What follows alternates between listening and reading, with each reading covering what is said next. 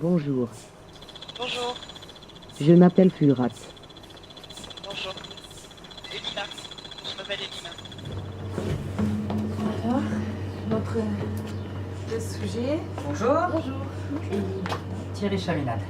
Et Bonjour. Morgane Thierry était Chaminade. là. Je m'intéresse depuis toujours dans ma carrière aux bases neurales des interactions sociales.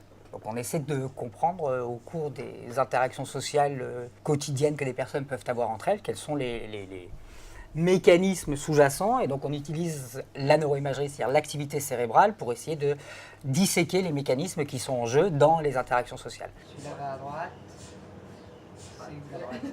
Pour étudier la cognition sociale, j'ai utilisé des robots ou des agents animés par ordinateur, en les utilisant comme contrôle de mes relations humain-humain.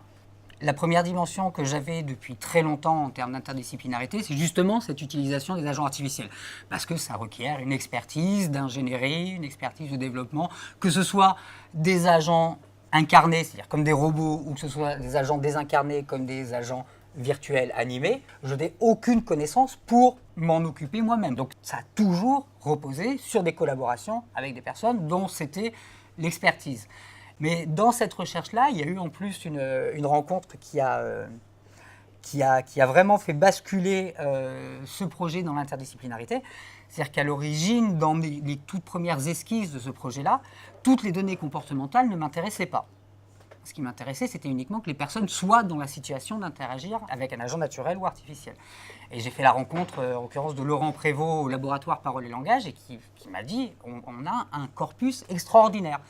Et donc, on s'est rendu compte que ce que lui pouvait apporter, que je n'avais pas, c'est en fait cette analyse fine du comportement verbal que seuls les linguistes peuvent faire. Je suis complètement incapable d'avoir les connaissances, des outils et des bases théoriques pour le faire.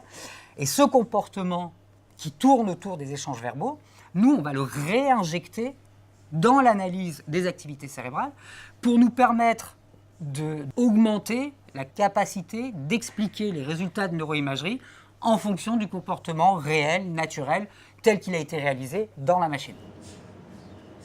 Attends, ferme les yeux. Le dernier aspect de l'interdisciplinarité, c'est comment on va analyser. Nous, on enregistre un comportement naturel.